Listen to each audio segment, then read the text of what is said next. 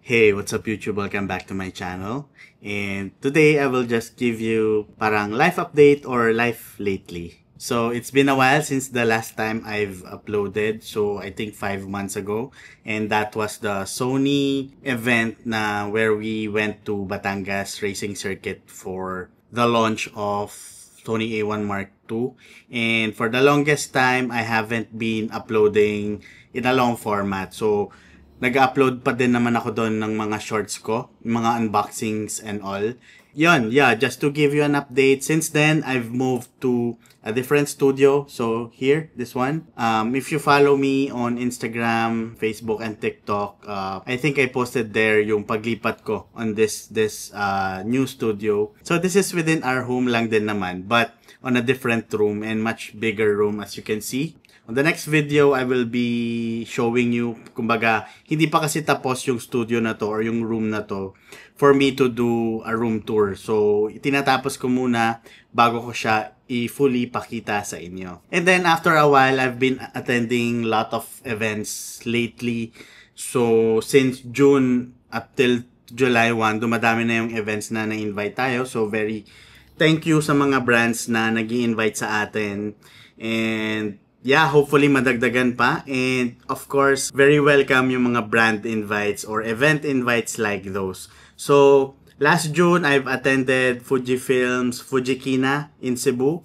So, that was my very first camera event na na-invite tayo to flew in somewhere. So, that was in Cebu and we stayed in Shangri-La Mactan. And yeah, so sobrang saya, very honored, sobrang thankful with that invite from Fujifilm. So yon, we went to Cebu for Fujikina. 4 days ako doon and maraming nangyari, maraming mini events on those different days. So I got invited by Fujifilm Philippines for Fujikina Cebu 2025. Flew out of Manila and all excited. Straight from the airport to Shangri-La Mactan. It's a total paradise. And look at this room all to myself. And right here is the Fujifilm X-Half, the star of this trip. It comes with silver, charcoal silver, and black.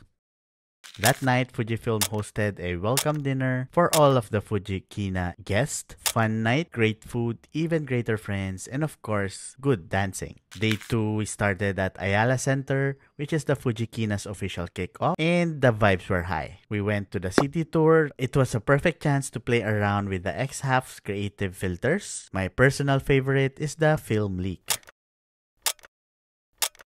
Classic Chrome is my all-time favorite for film simulation. We went also to Magellan's Cross to continue our city tour.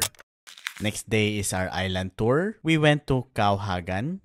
It was fun and sunny. We even had a Boodle-style lunch on the boat. Snorkeling got cut short because of the weather. So did my finger. Thanks, Coral. All good though. That night, fireworks lit up in the sky, a perfect end to the unforgettable trip. Last day, packed our bags, bittersweet, but hey, Fuji booked me a business class going back to Manila. Perks of being late, I think. The X-Half captured not just photos, but emotions, stories. It was an unforgettable experience, so thank you Fujifilm Philippines. After I came back, na-invite naman tayo on my very first car launch event. So that was the BYD Lion 5.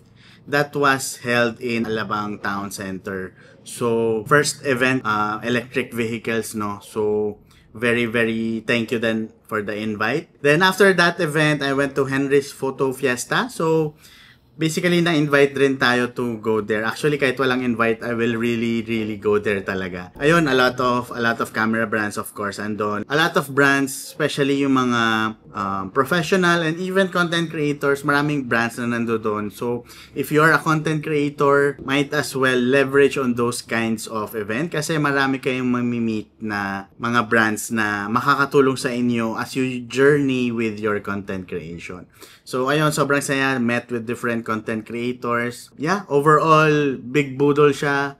Pero, safe naman tayo dun sa boodle na yun, no? So, yeah, I'm proud of myself. Wala akong nabiling camera or lens. Pero may nabili tayong SD card.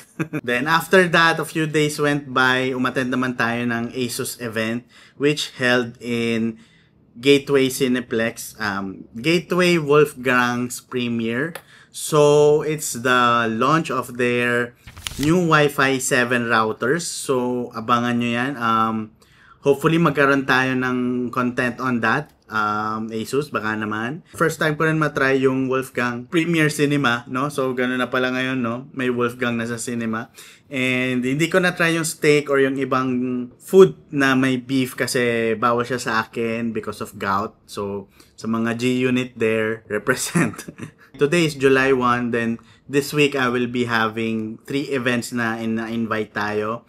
So, ayun nga, as I've said, sobrang blessed and honored na ma-invite sa different events na ganito, no? So, di ko pa kasi pwedeng sabihin kung ano yung mga event na attendan ko. Pero, yeah, watch out na lang on my socials kung ano yung mga events na yon. So, make sure to follow my social media accounts. And also, if you're not yet a subscriber, make sure to subscribe to my channel. So yes, today napilitan din talaga akong gumawa ng video to update you guys and also to share my new milestone or our new milestone, which is 2,000 subscribers. So today, nagulat ako, biglang nag-notify sa akin na na-reach ko na yung 2,000 subscribers. So thank you 2,000 subscribers, and road to 5K, road to 10K na tayo, and hopefully ma-reach natin siya within this year. So, on my previous video, months ago, I've said na magiging active ako on this YouTube channel. But yeah, I'm sorry, life happens.